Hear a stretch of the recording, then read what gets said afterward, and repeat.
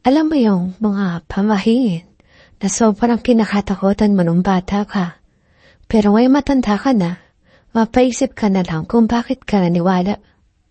Isa sa pinaka-famous doon, huwag magwalis sa gabi. Mauubos ang swerte. At bilang batang Pilipino, wala kang choice kundi maniwala. Kasi kapag lola mo na nagsabi, hindi na yung suggestion, patas na yun. At ito ang kwento ng batang sobrang naniwala sa pamahing iyon. Hanggang sa dumating ang gabi, may narinig siya nagwawalis kahit wala namang tao sa bahay.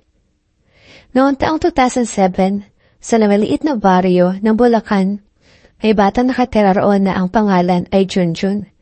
10 taong gulang, payat, mahilig sa text, at sobrang takutin. Yung tipo kapag may narinig na, psst, sa gabi, automatic takbo agad, hindi na lumilingon. Kasi ayon sa pinsan niya, kapag lumingon ka raw, kapag may tumawag sa talim, hindi na tao makikita mo. At syempre, naniwala siya roon. Actually, sa dami ng pamahing narinig ni Junjun nung bata siya, hindi na niya alam alin doon ang totoo. Bawal daw magturo sa kabaong, bawal magsuklay sa gabi, bawal matulog ng basa ang buhok. Kapag kumati palad mo, biyayaman ka. Kapag nakabasag ka na salamin, 7 years malas. At kapag nagwalis ka sa gabi, mauubos ang swerte ng buong pamilya. Pero sa lahat na iyon, iyon talaga ang pinakakinakatakutan niya. Hindi dahil sa malas, kundi dahil sa lagtag ni Lola Seling. Kasi may sumusunod sa batang matitigas ulo. At si Lola Seling, hindi basta lola. Siya yung klase ng matanda na kahit aso, natatakot tumahol kapag nakatingin siya. Yung boses niya, para laging galit kahit nagtatanong lang. Kumain ka na, pero tunog, bakit hindi ka pa kumakain? At kapag may sinabi siyang pamahiin, wala nang kakontra. Kahit tatay ni Junjun, tikong bibig na lang. Isang beses nga, nagupit ni Carlo, yung kuya ni Junjun, yung kuko niya sa gabi. Pagkakita ni Lola, para may nagganap na krimen. Ay naku, kaya pala malas ka sa grades. Mula noon, takot na si Carlos magupit na kuko pagkatapos ng 6:00. Ganon kalakas si Lola Seling. At higit sa lahat, obses siya sa pagwawalis. Tuwing umaga, 5:00 pa lang, nagwawalis na yun sa bakuran para may galit sa dahon. At araw-araw niya ring sinasabi, basta tandaan nyo kapag gabi na, walang magwawalis.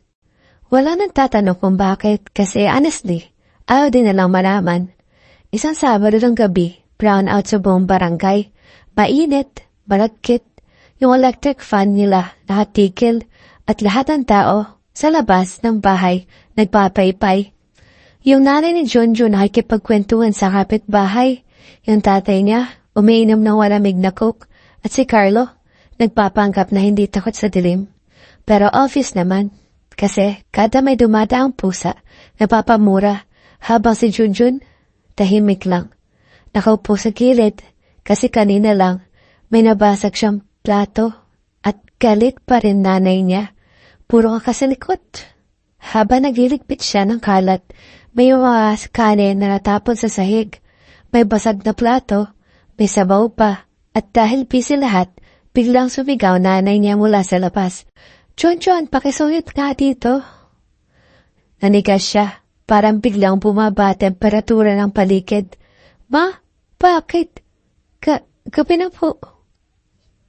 Unti-unting lumingon si Lola Seling mula sa inuupuan niya at doon, kinabahan si Junjun. Kasi alam niya may kasunod yun at tama nga siya. Dahan-dahan nagsalita si Lola. Hayaan mo siyang matuto. Napanunok si Junjun. Hindi niya alam kung ano ibig sabihin nun, pero sigurado siyang hindi maganda. Ba naman, mahinang sabi niya, magwalis ka na. At doon niya napansin walang gustong tumingin sa kanya. Para alam nilang may mangyayari. Para isa siyang sundalong papasok sa gera. Mag-isa. Dahan-dahan siyang tumayo at kinuha ang tambo. Habang hawak na iyon, pakiramdam niya parang may mali. Parang hindi dapat. Para may rules siyang sinuway. At habang naglalakad siya papunta sa sala, bigla nagsalita si Lola Seling. Mahina, mabagal. At sobrang creepy kapag may narinig ka. Napatigil si Junjun, huwag kang lilingon. Tahimik po ang bahay po, para hindi na sumagot si Lola. At doon, unang beses kinabahan ng totoo si Junjun. Hindi yung simpleng takot ng bata, kundi yung pakaramdam na sana hindi mo nalang ginawa. Hawak niya ang walis, dahan-dahan siya nagwawalis. Bawat tunog para may lumalakas sa tenga niya. Tahimik paligid, walang hangin, walang tao, pero pakaramdam niya may natingin. At habang nagsusuyod siya, bigla may narinig siyang tok. Napatalon siya. Paglikod niya, kutsara lang pala. Nahulog mula sa mesa. Napahawak siya sa dibdib. Pwisit, napagtuloy siya. Pero habang nagwawalis, pinaamay siya. Sampagita, babango. Pero sobrang lakas. Dahan-dahan siya napalingon sa kusina. Wala naman tao. At doon niya naalala, may sinabi dati si Lola. Kapag may naamoy kang sampagita sa kape, may nakatingin sa'yo. Biglang pumilis ang tibok ng puso niya. Hindi totoo yun, hindi totoo yun. Pero tuwari niyang bulong. Tapos biglang, may kumulong na pareya mula ilalim ng cabinet. Diretso sa paa niya. Napahigil siya. Kaso yun, sa pamahin, kapag may pareya lumabas habang nagwawalis ka sa kape, may kumukuha raw ng swerte ng bahay. At doon, unti-unting tumululuha ni Junjun. Hindi dahil multo, kundi dahil feeling niya, mamamatay silang mahirap. At biglang may pumulong. Sa likod niya, mahina, malamig, naupos na. Nanigas si Junjun, literal, yung tipong kahit kurap, hindi niya magawa. Pakaramdam niya biglang, naging sobrang lamig ng buong bahay kahit brown out at pawis na pawis lahat kanina. At yung boses, malapit na malapit, para nasa mismong tenga niya. Naupos na. Dahan-dahang tumayo, balahibo niya, sa batok. Naalala niya sabi ni Lola, kapag may narinig ka, huwag kang lilingon. At sa unang beses sa buhay niya, sumunod siya agad. Hindi siya gumalaw, hindi siya huminga, hindi siya umiyak, pero sa loob-loob niya, Nay, gusto ko na maging mabait. Narinig niya sariling timbok ng puso. Habang yung kamay niya nanginginig sa hawak ng tampok. Para may bariyang nahuhulog sa sahig sa likod niya. 1, 2, 3, at doon na siya hindi nakatiis. Pumikit siya ng mahigpit sabay sigaw. Nay! Sabay takbo palabas ng bahay, halos matapa pa siya sa hagdan. Pagdating niya sa labas, nagulat po ang pamilya. Ano nangyari sa'yo? Nangungutla si Junjun, halos di makapagsalita. May nasa loob. Tahimik lahat. Tapos syempre, unang nagsalita si Carlo. Pusa lang yan, tanga. Hindi kuya. Ano? May bumulong. Pagkarinig ni Lola singing, dahan-dahan siyang tumayo. At doon na kinabahan lahat. Kasi kapag tumayo si Lola, nang walang sinasabi, ibig sabihin seryoso. At ano raw sabi? Tanong niya. Ay na sana sabihin ni Junjun, pero mas nakatakot kapag di siya sumagot. Kinuha na raw. Ang alin? Ang swerte. Biglang natahimik buong pamilya. Pati kapitbahay nilang maingay kanina. Parang tumahimik din. At doon, unang beses nakita ni Junjun na kinabahan din nanay niya. Pero syempre si Carlo, matapang kunwari. Arte lang yan, takot kasi sa dilim. Tapos tumayo siya. Ako papasok. Wag, sigaw ni Junjun. Pero huli na. Pumasok na si Carlo sa bahay habang may hawak na flashlight at syempre, dahil piti-pita siya, sumisigaw pa habang naglalakad. Oh, multo! Lumabas ka nga. Suntuan tayo. Wala sumasagot. Tapos maya-maya, narinig nila mula loob. Ay, kalapog. Kuya! Tumakbo sila pa loob. Ratat na nila si Carlo nakaupo sa sahig, namumutla, pawis na pawis. Ano nangyari? Hindi agad nakasagot. Tapos dahan-dahan siya tumulong sa kusina. May babae. At doon, kahit Tatay Lina, napananong, kilala mo? Umiling si Carlo. Patayo lang.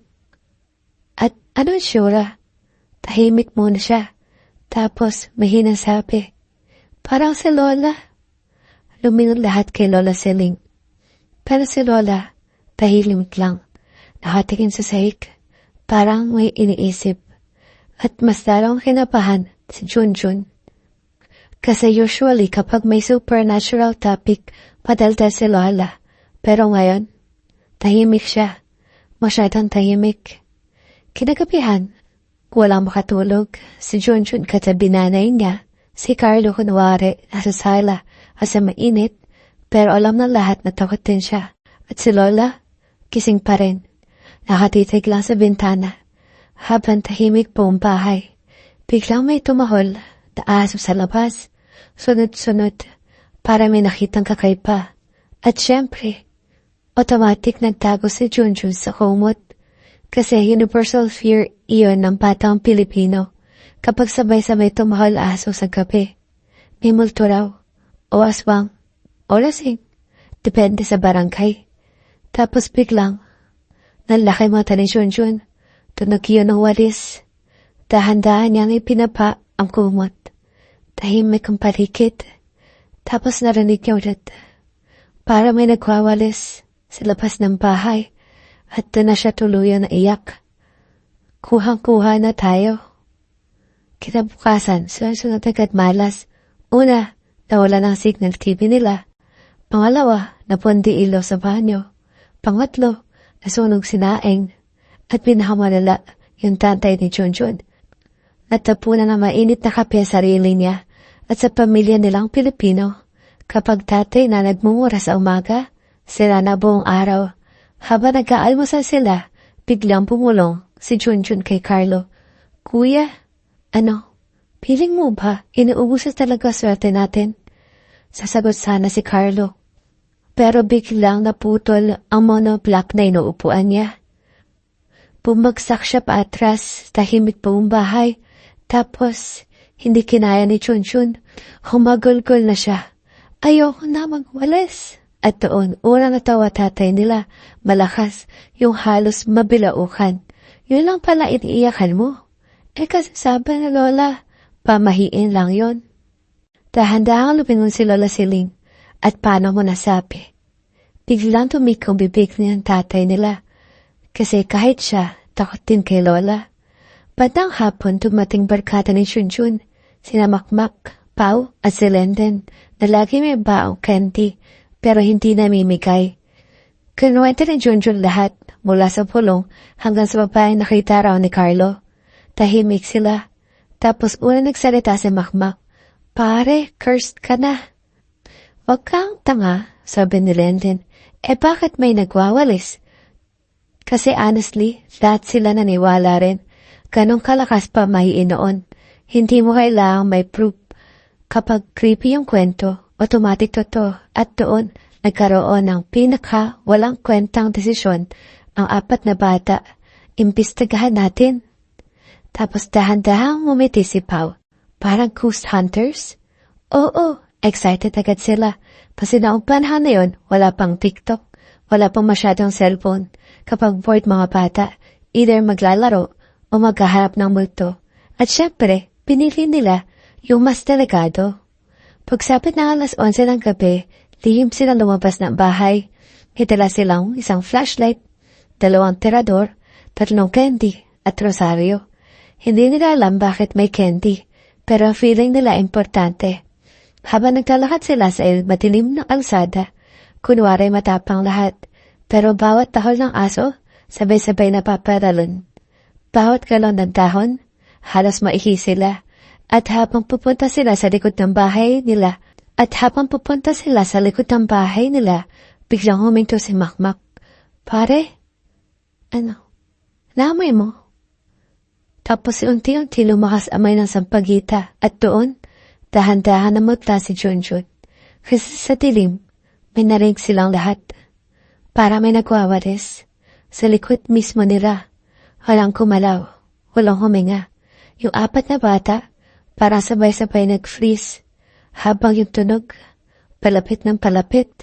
Ramdam ni Junjun yung pawis sa likod niya kahit nalamig ang hangin. At yung amoy ng sampagita, sobrang tapang na. Para may isang buong flower shop sa likod nila. Dahan-dahan lumingon si Pao. Tapos biglang, ay nanay ko! Nagtakbuhan silang 4. Walang lingon-lingon, walang tropa-tropa. Kanya-kanyang buhay na. Habang tumatakbo sila sa gitna ng dilim, nahulog sinelas ni Makmak. Pero hindi na siya pinulot. Bahala na yun, ayoko mamatay. Yung flashlight naman ni Pao, kumikistap-kistap. Parang horror movie na low budget. At si Lenden, habang tumatakbo, kumakain pa rin ng candy. Hindi nila alam bakit, pero stress response yata niya yun. Pagdating nila sa waiting shed sa kanto, hingal na hingal silang 4. Tahimik muna, tapos sabay-sabay silang nagsalita. May nakita ako, matanda maputi, may walis. At doon sila sabay-sabay tumahimik ulit, kasi para-para silang may nakita. Hindi imagination, hindi pusa, hindi kapitbahay. May madamdang babae talaga nakatayo sa dilim at nagwawalis. Pare, uwi na tayo. First time yun na manarinig nila matakot si Makmak. Usually kasi si Makmak yung tupong may niwala atad sa kung ano-anong kwento. Pinsan sinabi pa niya ampon daw siya ng engkanto. Kamukha naman niya tatay niya. Pero ngayon, mukhang gusto na niyang magsimba. Ano kaya yun? Bulong ni Pao. Tapos dahan-dahan nagsalita si Junjun. Baka siya yung nagkakuha ng swerte. Pagkasabi niya nun, biglang umihip malamig na hangin. Automatic nagsigawan tilit sila. Kasi mga batang Pilipino noon, konting coincident lang, paranormal agad. Habang pauwi sila, biglang may naring silang kalansing. Para may bariyang kumukulong sa kalsada. Patigil sila. Dahan-dahang tumingin si Lennon sa ilalim ng waiting shed. At doon niya nakita, may lumang barya, may team na. Mukhang sobrang tanda. Pare, pinulot niya. Pagkakita ni Junjun, para may kumurot sa prikmura niya kasi may ukit yung barya. Isang walis. Tahimik silang lahat. Hindi na fan ito. Sabi ni Pao. At doon, bigla nagsalita si Makmak. Mahina. Pare, baka cursed item yan. Tumikil ka nga. Pero honestly, lahat sila iniisip din yun. Kasi nung bata ka, lahat nakakaiba. Automatic curse, lumawanika, curse. Sirang TV, may multo. Rep na tumutunog sa gabi, possessed. Ganun noon. At hawak na Lenden yung barya. Biglang namatay flashlight nila. Blacked out. Sobrang tilim. At doon nila narinig. Malapit. Sobrang lapit. Hindi na sila tumakbo. Kasi parang ayaw gumalaw ng mga paa nila. At dahan-dahan, may aring na lumitaw sa dulo ng pasada. Patangkad, payat, may hawak na walis. Nagkuyuko at dahan-dahang sumusulog sa lupa. Isang hakbang. 2. Palapit ng palapit. At bawat hagod ng walis, may kasamang tunog ng barya. Naiiyak na si Pao. Gusto ko na umuwi. Pero hindi sila makagalaw. Habang papalapit yung matanda, unti-unti nila nakita mukha nito. Maputla, mahaba buhok at sobrang itim ng mga mata. Tapos bigla itong mumiti at nagsalita.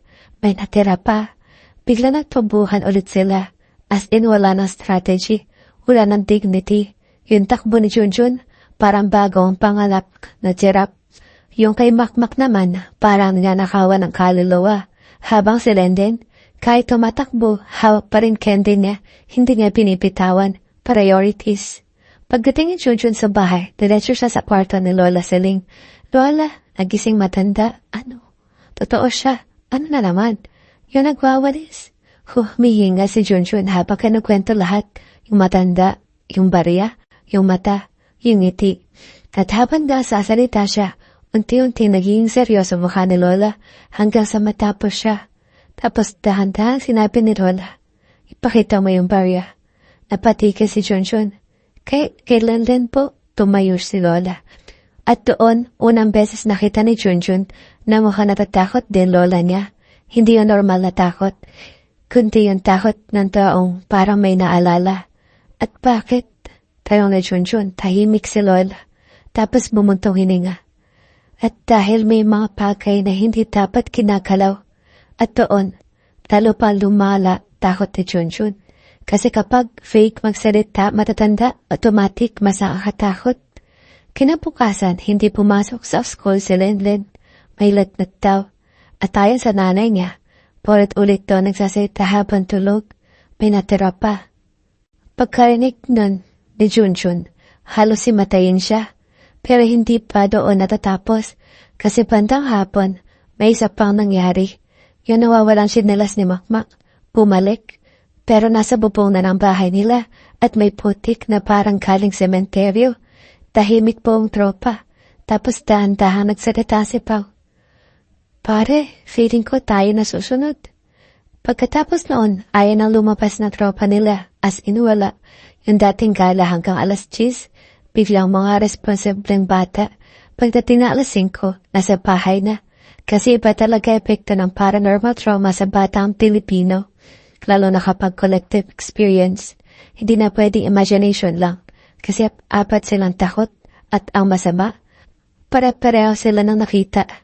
Kinagabihan, umuulan, mahina lang, pero sapat na para mas lalong creepy yung paligid. Yung tipong kapag tumingin ka sa bintana, piling mo may kita kang tao. At syempre, hindi tumitingin si Junjun kasi ayaw niyang makonfirm. Habang nasa hapag sila, bigla nagsalita tatay niya. O bakit parang mga pasang sisiw kayong tahimik? Walang sumagot. Kumakain lahat. Tapos bigla napansin ang nanay ni Junjun. O bakit di ka pa kumakain? Busog po. Kalahating hotdog palang kinakain mo. Tahimik ulit at doon biglang sumingit si Carlo. Takot pa rin kasi sa multo nagwawalis. Napatingin lahat kay Junjun. Hindi naman sa takot. Wow. Kuya kasi nakita mo rin. Hindi ibig sabihin nun, multo agad. Tapos dahan-dahan nagsalita si Lola Siling habang umiinom ng sabaw. Minsan, may mga bagay na nagpapakita lang kapag naniniwala ka. Automatic nanlamig ulit si Junjun. Kasi, ganyan magsalita, matatanda sa horror movies bago may mamatay. Pagkatapos kumain, naglinis sila ng mesa. At doon napansin ni Junjun, may nakapatong sa plata niya. Yung lumang barya. Nanlaki mata niya. Bakit? Nandito to? Kailan mo pa nilagay? Ano?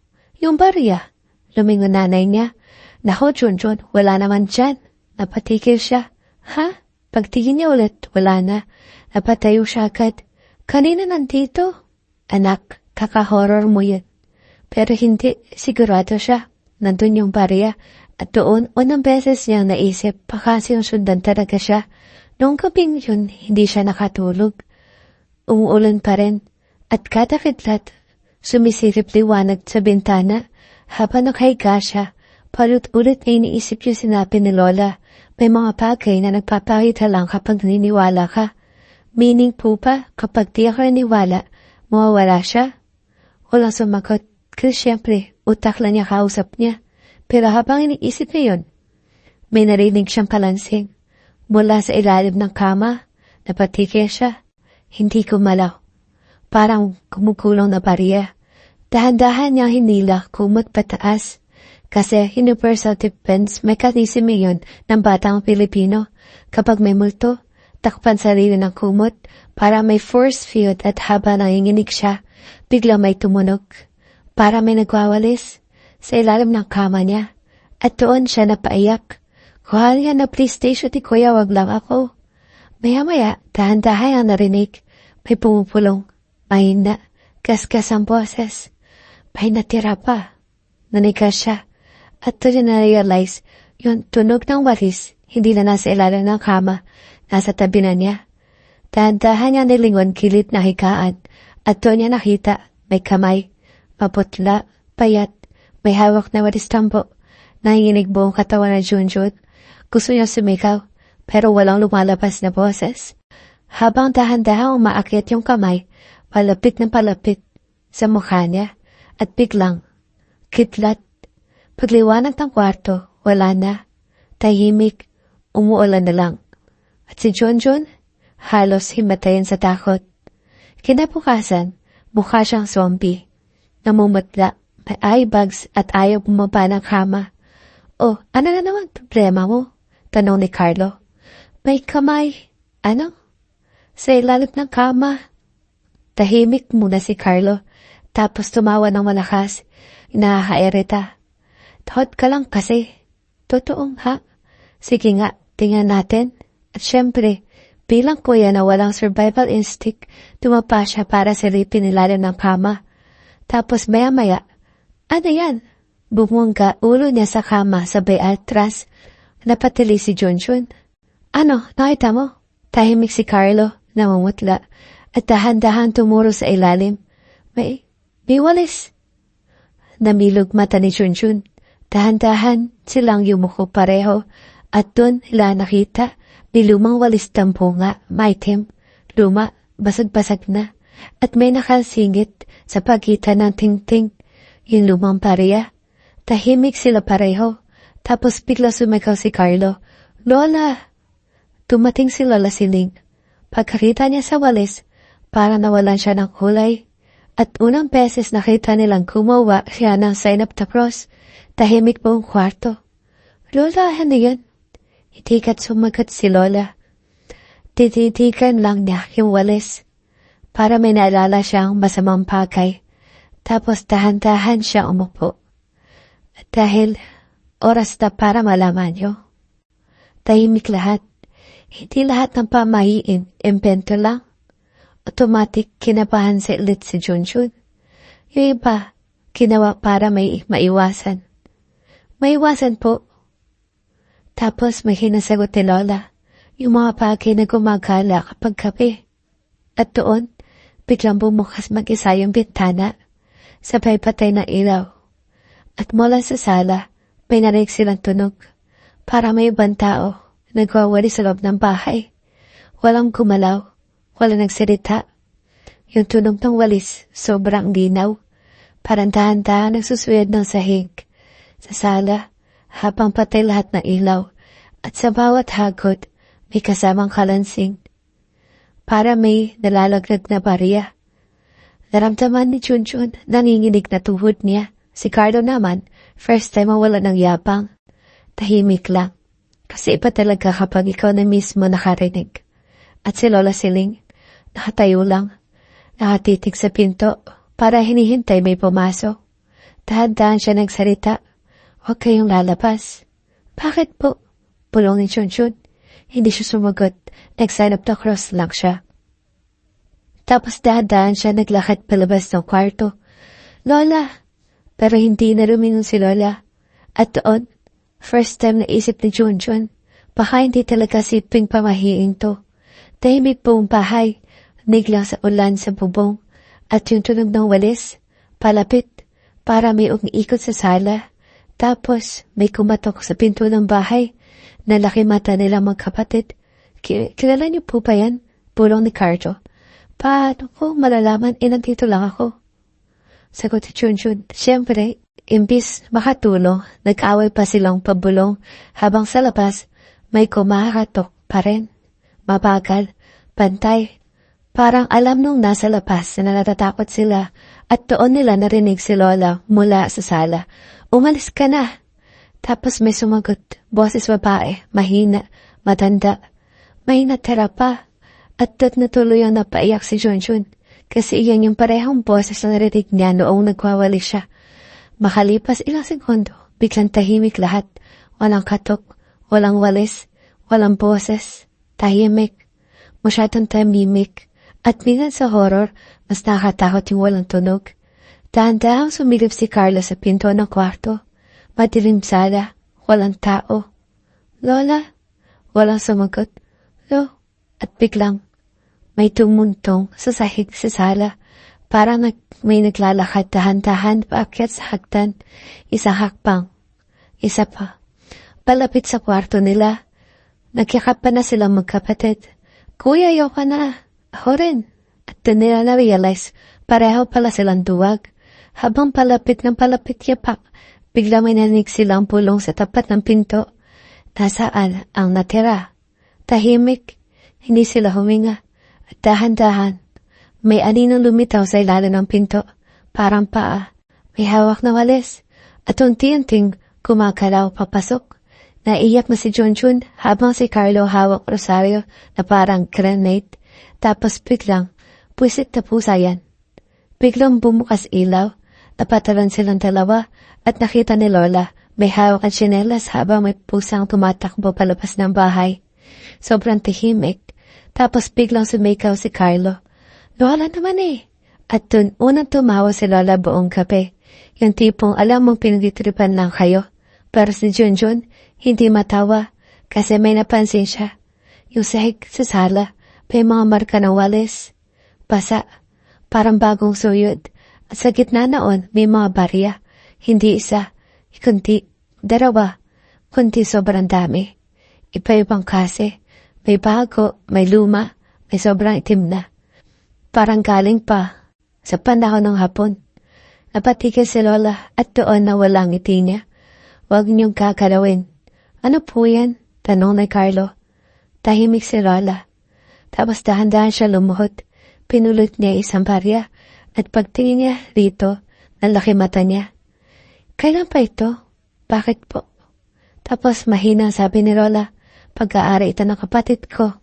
Napatigil sila. Kapatid? Tumango si Lola. May kapatid ako noon. Tahimik po sala. Mas matigas ulo sa akin. Mahilig magwalis sa gabi. At doon, dahan-dahan nagkwento si Lola. Nung bata pa raw siya, sobrang hirap nila. Isang gabi, yung kapatid niya na si Clara, nagwalis sa bahay kahit pinagpawalan. At matapos noon, sunod-sunod na malas nila. Nawalan silang pera, nagkasakit lolo nila, nasurog kalahati ng bahay, hanggang isang gabi, nawala si Clara, as in literal, hindi na nakita. Pero may mga nakakita raw. Isang batang babae, naglalakad sa gitna ng gabi, kasamang matandang nagwawalis. At mula noon, tuwing may bata nagwawalis sa gabi sa baryo, may nagpapakita raw, may kumuha ng natitirang swerte. Tahimik silang lahat. At kahit obvious na sobrang exaggerated pakinggan, wala ni isa tumawa. Kasi may ebidensya sa harap nila, yung mga barya. At habang nakatingin sila roon, biglang kumulong mag-isa, ang isang barya. Diretso sa paanan ni Junjun. At doon niya nakita, may nakaukit isang pangalan, Clara. Namilog mata niya. Lola! Pero pag angat niya ng ulo, wala na si Lola sa tabi nila. At mula sa kusina, narinig nila ulit, para may nagwawalis, habang may nahinang boses na bumupulong. May natira pa. Lola, tumakbo agad si Junjun at Carlo papunta sa kusina, pero pagtingin nila roon, walang tao. Tahimik, madilim, at amoy na amoy yung sampagita. Yung klase ng amoy na automatic nagpapakaba sa batang Pilipino. Kasi kapag may sampagita sa gabi, either may muto, o may kapitbahay na sobrang hilig sa air freshener, pero that time, sure si Junjun hindi normal iyot. Habang nanginginig sila, biglang bumukas mag-isa yung back door. Napayakap si Carlo kay Junjun, at doon nila na-realize pareho silang umiiyak. Wala nang astig-astig, wala nang yabangan. Pure survival na, at mula sa labas, may aninang dumaan. Matbakal, payat, may hawak na walis. Lola! Mahinang tawag ni Junjun, wala sumagot, at doon, bigla nagsalita si Carlo. Pare, feeling ko mamamatay na tayo. At bakit parang ako pa comfort friend mo ngayon? Dahan-dahan lumabas sila sa likod bahay, at doon nila nakita, may matandang babae nga, nakatayo sa gitna ng ulan, nagkuyuko, may hawak na lumang walis, tampo, habang sa paligid niya, nakakalat mga barya, at sa bawat hagot ng walis, para may nawawala sa lupa. Nanika si Junjun, kasi this time, klaro-klaro ng mukha ng matanda at hindi iyan si Aling Cora. Hindi rin kapitbahay, hindi rin ito tao. Yung mata niya, sobrang itim, parang walang laman. Tapos dahan-dahan itong tumingala, diretso kay Junjun, at ngumiti. Naupos na ba? Halos mawala ng kaluluwa si Junjun, pero bago pa siya makatakbo, biglang may sumigaw. Tama na! Lumungon sila. Si Lola Siling, may hawak rosaryo at tsinelas. Hindi nila alam bakit may tsinelas, Pero mukhang effective.